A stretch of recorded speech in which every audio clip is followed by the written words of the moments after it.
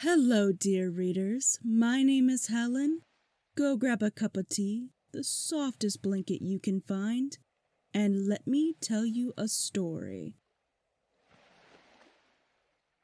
This is Captain My Captain, Chapter 1, House of the Dead.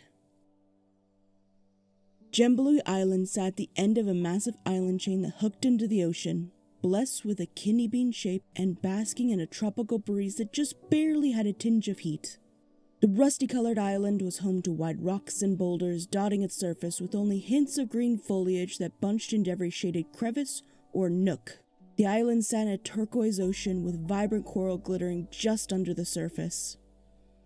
It's a quiet island now, but trust, with just a spin back in time, it would be bustling and vibrant. The biggest clue to its past was the one massive town on Gemblui's inner bend. The town dominated the island with no two buildings colored the same, with equally colorful ships bobbing and rocking in hundreds of piers that jutted into the ocean like spurs.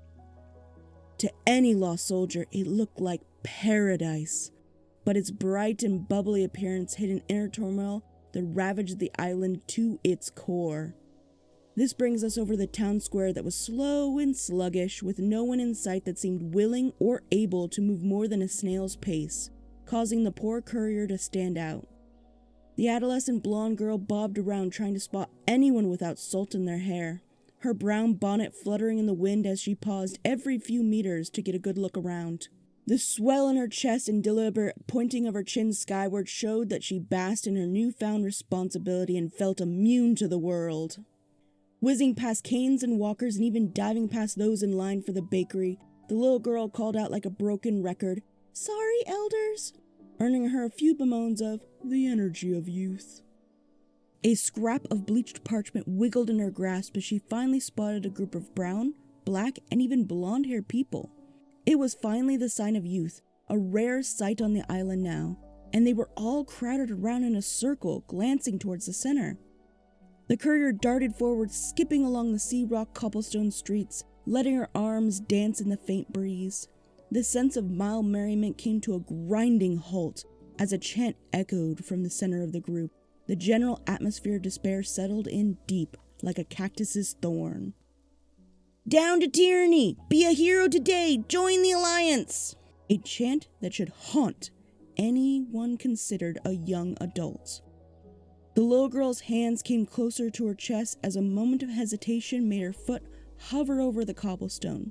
She was right to feel this twinge of fear, and should turn away right now, but despite her gut being right, she gave a mild sniff before stepping forward. Squeezing between the crowds of people, she casted her eyes upwards, glancing at their faces for her target.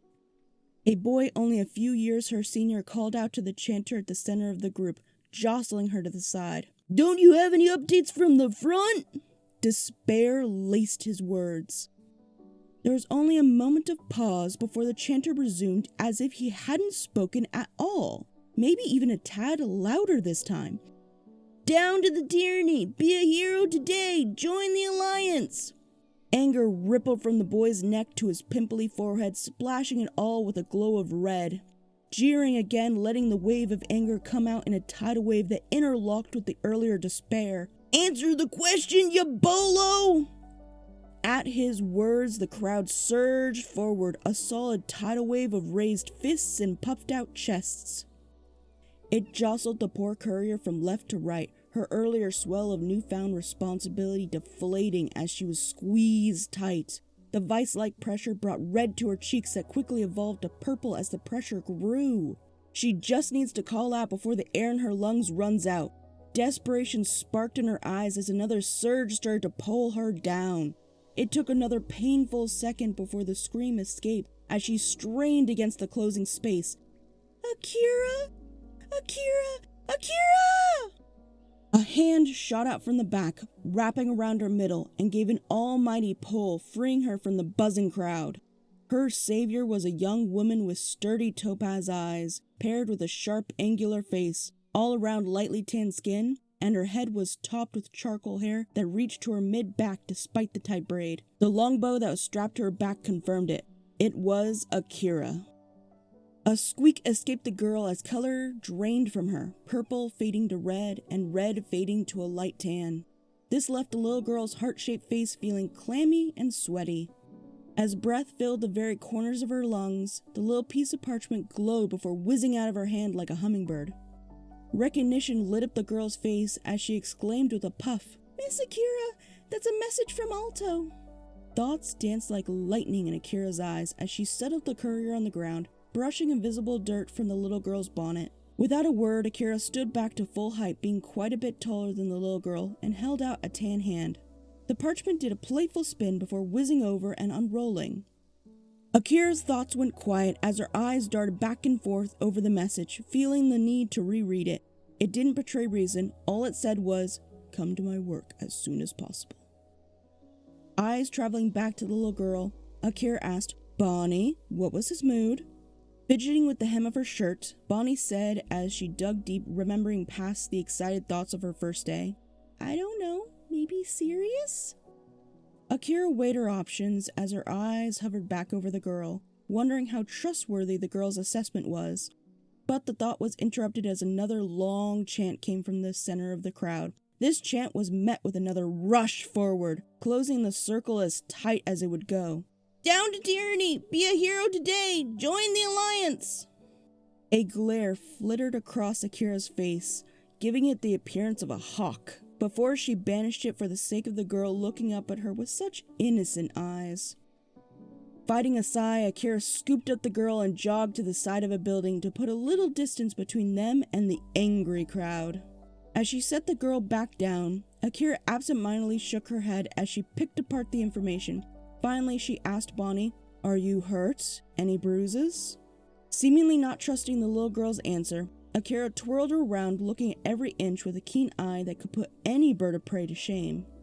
That caused a giggle to ripple through Bonnie as she cried past the laughter, "I'm fine, I'm a big girl now, I've got a job!"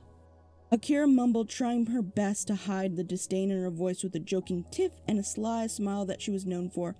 "Nah, you're only 5, you can't have a job." Puffing up her cheeks like a chipmunk, Bonnie pouted, "I'm 11, and I'm helping out Grandpa with bills, so I'm a big girl." The sly smile shattered as a look of grief flashed across Akira's face, not unnoticed by Bonnie. All the self-importance left like a fickle wind as Bonnie seemed to understand all too well that this was not normal, and yet it was life. Seeing what she had accidentally done, Akira smiled again, but it's lost its jovial nature and it didn't reach her eyes. "Right, you are such a big girl. Grandpa Mac is lucky to have such a strong girl like you at his side. Here, take these." Pulling a few blue bills from the inside of her dress, she pressed them into the girl's palms. She also slipped off her bow and handed it over. Bonnie was barely big enough to keep the bow from bouncing against the ground. Adding quietly, Akira impressed, "Avoid these rallies. They could only bring heartache. Now, run back to the fishing shack for me and put my bow up. Got it, Shrimp Stick?" Bonnie did a small raspberry at Akira for the goofy nickname before zipping in for a hug and squeezing tightly. "Thank you for saving me. You're the best." Shaking her head, Akira mumbled, "No, I'm not," before quickly following up with a forced smile. "You are. Now go." Without another word, Bonnie ran out of the square as fast as her little legs could take her, the bow barely missing whacking several people in the knees, and her excitement about her first day now very much muted. Akira flicked her gaze back to the angry crowd and to its center. The crowd circled and squeezed in to glare at the boy that had been chanting for the better part of an hour. It appeared that the Alliance couldn't afford to have recruiters over the age of 16 anymore, and giving him the age of 16 was a stretch as he shared many features with Bonnie. As if to disguise his age, the boy's desert camo uniform looked pinched as hasty stitching tried its best to keep the otherwise baggy clothing close to his chest. It took another few moments of looking him up and down until Akira finally recognized the boy as Benny. Stumbling on the crate that he had escaped to after the crowd surge, Benny barely caught himself on a lamppost before he was screeching again. Akira couldn't help but think that the whole display made it awfully hard to be angry at him. However, like a moth to a flame, anger found Akira easily as her mind mulled over why the sweet little Bonnie had to become a courier. Managing a sneer, teeth almost bared like a dog, she heckled as she walked forward towards the center, the crowd splitting to let her through. "Hey, shouldn't you be recruiting at the pub, where people are too drunk to think?" Benny grabbed at the rim of his hat, pulling the beret straight, leaving his blank sign-up sheet to crumble in his hands. Crimson flushed his tan cheeks as he attempted to yell, but his voice betrayed his fury. "The Alliance is for heroes, not drunks!" Akira didn't even waver in her scowl as she grimly said, "Oh really? So children will do instead? Look at you, Benny. Not a hair on your chest and a squeak to your voice. Everyone, just go home now." Her voice ended in a commanding holler. Benny's face blotched as his lips curled and twitched uncontrollably. He saw the crowd losing interest, and a crazy look lit in his eyes as he started towards Akira, squealing, "That's big coming from you. Everyone here listens to you, but what are you? Just some bitch who can't handle losing her?" Akira didn't let Benny finish as he took a swing. She caught his arm and wrenched it before pulling it behind his back in a fluid motion.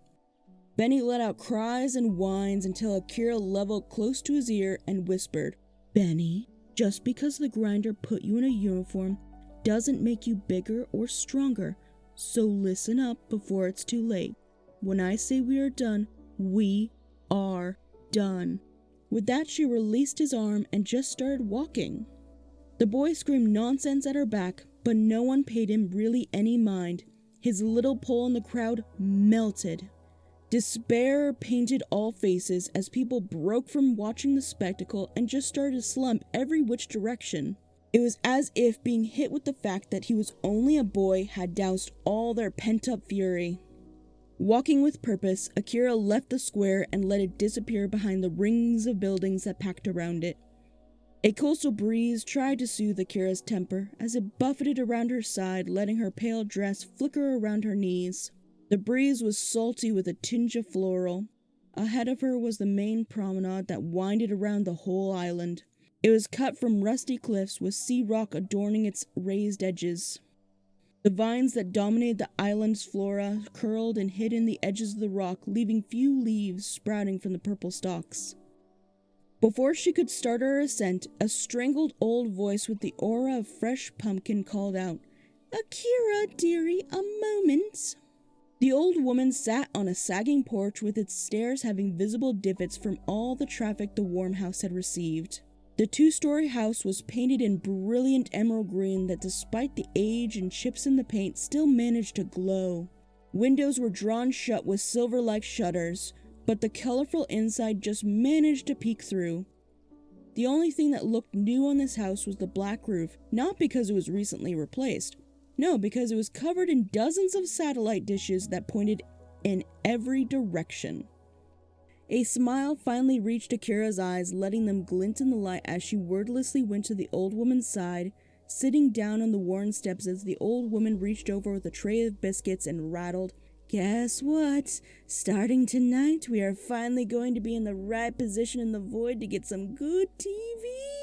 You've been stressing yourself too much. You need a break. So what do you say? TV marathon?" Akira munched away on the chocolate-covered biscuit, chuckling past the crumbs. "Oh, good TV, you say? Is it going to be the Demon Republic, Granny?" Cackling came from the old woman that was called by all Granny. Didn't matter if you were related or not, she was Granny. She cackled like an old witch, dressed like she was straight out of the groovy Renaissance, and had hair taller than some small children. Finally being able to stop the old witch laugh, she sighed happily. "You know it. The Treasure Princess should be playing." The Treasure Princess, a show that was going on for years despite the budget being 4 cans of Spam and a good pair of silk socks. At any episode, it was a game to find where the bare cardboard of the background wasn't covered completely, or see if you can spot the boomstick that was held together by scotch tape. Despite this, it was a cult classic with only being a few years old. A playful groan came from Akira as she waved her biscuit to Granny. No, not the Treasure Princess. That's like the worst soap opera ever made. I don't know if I can pull away from bow fishing on the cliffs for that." Granny responded slyly. It's so bad it's magnificent. How dare you have to watch it with me. I know where you're going and you'll need it. You won't have any energy after your trip to the house. Stuffing the last of her biscuit into her mouth, Akira gave Granny a quick peck on the cheek before shamelessly talking past her full mouth. You win, Granny. With that, Granny waved her along, continuing to wave until Akira was out of sight. That moment of bliss happiness granted by Granny couldn't survive beyond the borders of Granny's home. A gray cloud seemed to come in, casting Akira back into her sour mood. A sour mood that has consistently survived for years. Balancing on the stony edge of the promenade, Akira traversed its winding path heading to the cliffs. The walkway hugged as close to the water as it could, managing to let sea breeze mix with salty and pungent air.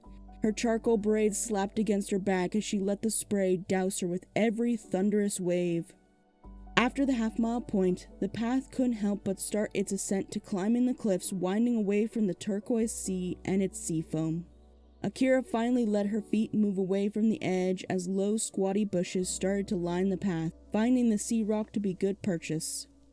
The cliffs above started to hang over the path, casting a cool shadow. The overhang wasn't long, only another half-mile, but Akira knew what waited for her the second it finally peeled away. A test for her poor, battered heart. So once she saw the light dance again on the path, a moment of hesitation betrayed her nerves. Steeling herself with numbness that prickled in her heart, a numbness she shouldn't be capable of at her age, she stepped back into the hot sun and started to pass bunches of sun-dried flowers with white squares pinned to them with twine. There were so many bunches the lampposts and pillars that lined this part of the promenade could only be seen once above arm's reach. The view of the ocean from this spot was magical. One might pay to see it if it wasn't for the company of the building just a few short meters ahead on the path. This spot was one of the few places that could get a good look at the coral reef that rimmed around the island just below the waves. Thousands of colors glittering just under the surface like gems, giving the island its name. Despite the majestic sight, Akira's pace only sped up. As she walked past bunches, they became fresher, and petals began to dance in the wind along the path. The white squares started to become less sun-bleached, revealing smiling faces. Faint outlines soon grew color on the squares, showing scenes of merriment or even silliness. Names in black ink finally showed up before the red ink. The dates in the names were never the same, but they all told the same story. The path spilled into a great courtyard, its stony steps disappearing beneath mounds of petals. Two old women stood to the right as they tied a new flower bundle to one of the few empty spaces, the red pen still dripping in the older of the two's fingers. A long sniffle echoed from the younger one as she pressed a kiss to the photo. "Don't stare too long. Misery loves company," came the soft-spoken voice of an old man dressed in a black lapel, equally black pants.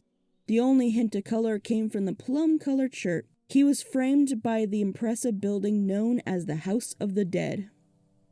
Finally blinking, Akira didn't even turn as the black lapel man named Alto walked the few paces to block Akira's view of the old women. A few years back, this man had salt and pepper hair, but it had now just gone to salt like many in the town down below.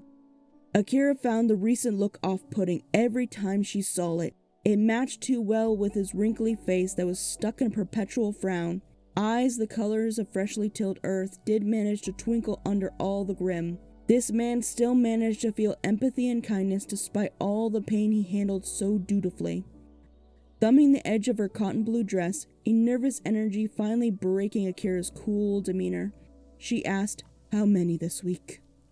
Alto's lips slowly drooped down even further, casting dark shadows to accentuate his many wrinkles.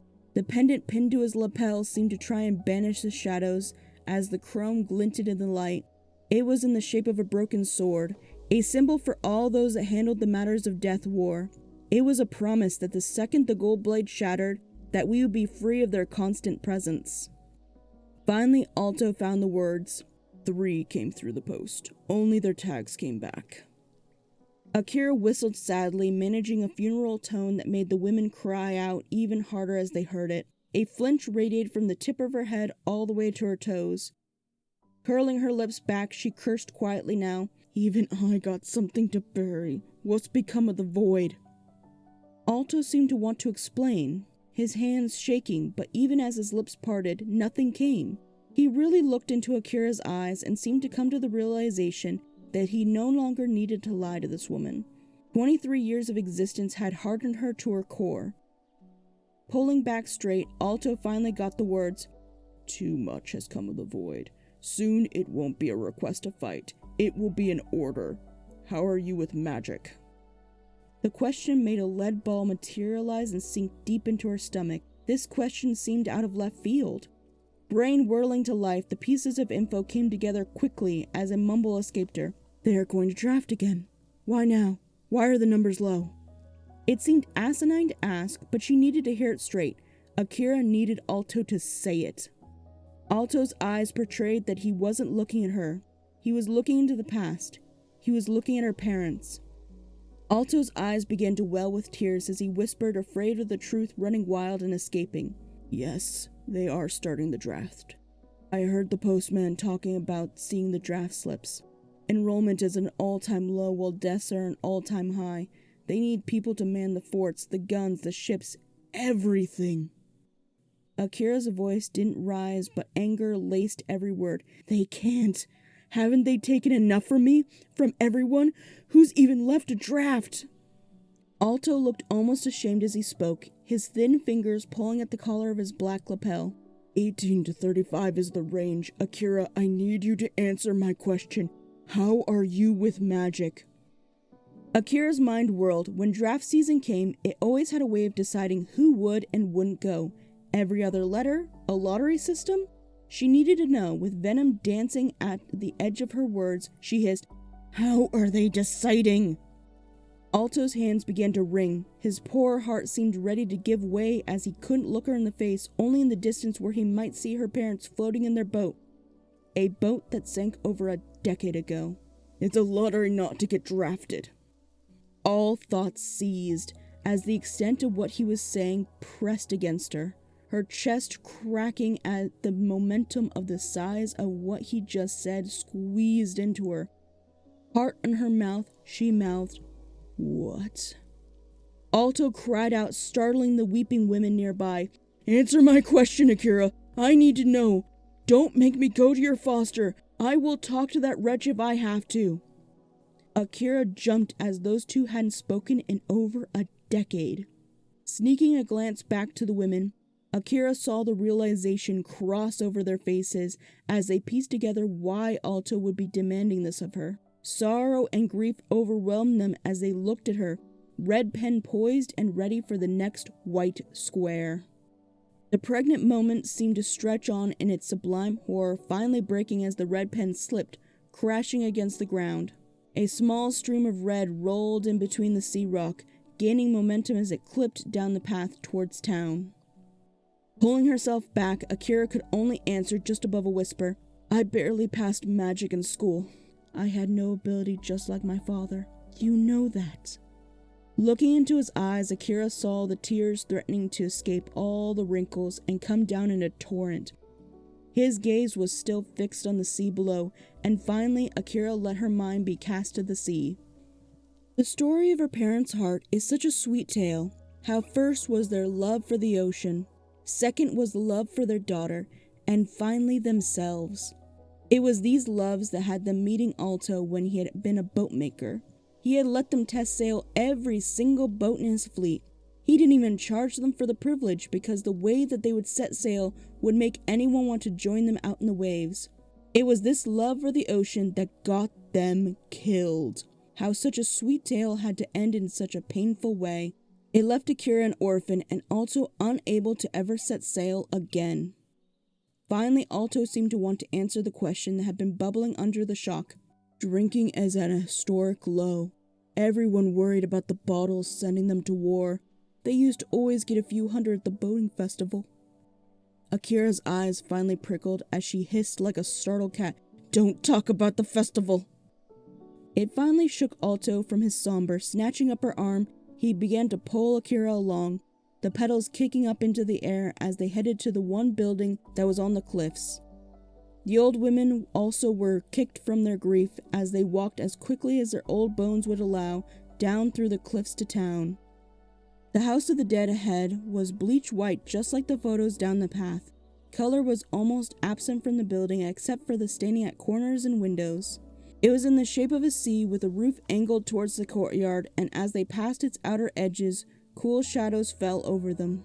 The outer edge of the C-shaped building was solid limestone walls, only broken up by stained glass windows, while the inner edge was made up of arches and pillars, as doors weren't used so that air could flow.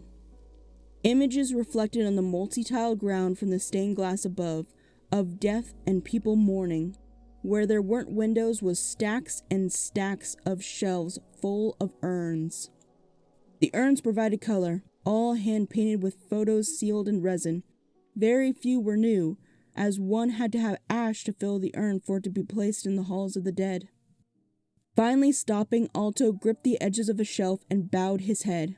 Letting go of Akira's arm, he brought his fingers to his lips and started to mumble something, but it was so quiet she couldn't make it out. Finally, he raised his head and reached back into the arm-deep shelf, pulling a bag forward from behind what looked like a new urn. It was simple, tan-colored and covered in track marks like that of a map. No picture in resin was included, which was bizarre. The pack, however, seemed to have belonged to the dead, covered in unique patches from many different worlds, and several parts were sewn back together from old tears. It was clearly an adventurer's backpack. The bag also had a small steel pot, a water flask, bedroll, and even a shovel on the outside of it. Akira's skin prickled with bumps, and her hair seemed to threaten to break from its braid as it doubled in size as she revolted. "That's a dead man's bag. What are you doing?" Alto glanced up at the nearest stained glass. It was of the two Des, figures shrouded in white and black with masks like that of the theater. The smiling face belonged to Good Death, a being that takes you in your sleep or simply takes you quickly. The frowning face was Bad Death. He was slow and creative, and warned you of his arrival like a bastard. They were intertwined above a man crying out at sea, the waves consuming his boat. Transfixed on the scene, Alto said blankly, "I must," before pulling a journal from the bag and shoving it forcefully into Akira's arms. Trying to rid herself of the book, Akira tried to toss it back into the shelf, but Alto hugged her, forcing the book to her chest. The smell of tea washed over her as he shakily told her, "This man died last night. His last words were to get this journal to Alliance Command. It looked like he had sailed in from far away. I looked into the journal. If it works, this will give you a fighting chance. I know you are on the draft list. I can't just watch." Akira's eyes started to water, tears slipping down her cheeks, but she made no noise, just let herself be vulnerable in his arms. He started to rub her back as the dam finally broke. "That day, when they came back, I should have not fallen into the pits. I should have protected you from this world. I have to make up for that failure. I was your godfather, and I let that snake raise you." Akira glanced up. "I lost my parents, and you lost your best friends. I don't blame you for not being able to take me in. It was rough to see you drunk all the time. I should have done more, 'cause liquor was..." She trailed off, not wanting to blame them for that day. Alto let out a sharp breath as he pulled back, looking as stern as he could. "Don't you dare blame yourself." He gave her one more strong hug before adding, "Never accept a bottle from the military, even when you are drafted. Their alcohol is stronger. Too strong." He continued to hug her until she finally nodded into his shoulder and promised, "I don't have a love for liquor. I'll be safe." Finally pulling her along, they passed more urns and something caught Alto's eyes and made him walk a little faster. Finally he stopped as he pulled on a shelf that moved to the side to reveal a hidden back way out of the house of the dead. The cliffs came into view and the smell of salt blasted the smell of tea out of her nose. Without even a second to adjust, they were out onto the cliffs towards a mound of rocks that hadn't been there the day before. Akira tried to question, but the question died as she saw military officials, and not any military officials, Teresian military officials. Their large condor-like wings stood out from the rusty cliffs and dark sea rock, and they looked pissed, with deep grimaces cutting into their chiseled jaws. Their uniforms were dark navy and tailored perfectly to their bodies, and the sides were shining with many medals that they had won, the one with white on his wings having close to double the medals. They scanned the courtyard like birds of prey, ready to pounce. The one with mostly white wings yelled something that couldn't be made out to the other, who then started their way to the House of the Dead. One might call these Teresian officials good-looking, even handsome, as they look like humans with wings. To those people, don't look too deep into Teresian history. Worst turn-off ever. As a species, they manage every ist like it's a speed run. Akira asked with a hiss barely above a whisper, "What have you done?" Alto smiled softly as he pulled them both behind the rock pile and explained with a nonchalant attitude that shouldn't have been possible given the circumstance. "Follow the directions in this journal and never let it into the hands of any military or Teresians. Let it save you and those you trust, but no more than that. I love you, and no matter what happens next, I don't regret it." Akira's mouth felt full of cotton and as dry as the saltiest of salt beds, but she managed, No. Wait, this can't be goodbye." Alto's wrinkles seemed to disappear for a moment, and he was suddenly the carefree boat captain of her youth. "Never. We will see each other again. We will all see each other again, even if it's sailing in the spirit realm." A loud call broke the moment as a gruff voice that didn't sound more than 7 meters away called, "Priest Alto, we would like a word." Cursing under his breath, Alto explained quickly, "There's a rope beyond the cliff's edge. At the bottom is a boat. It's the last boat I ever built, and it will sail true. Get out and away till you can't see the island, and then sail some more till you are confident a bird couldn't see the island. Only then you must read. That boat has enough to last you for weeks, but my dear, don't dodge the draft for too long, just long enough that you are too much of an asset." Akira tried to argue, get more information, anything, but nothing stopped Alto as he stood up with one more kind smile before the wrinkles, the age, and the weight of the past washed over him. The old priest stood up and walked out from behind the rocks. He never turned back or looked that direction again. She heard the angry yell of one of the officers, "Priest Alto, I have some questions, and you will answer them." The last she heard from Alto as she started to crawl over the edge of the cliff, "Oh, I imagine you do." Thank you so much for listening. Please like and subscribe, and come back soon.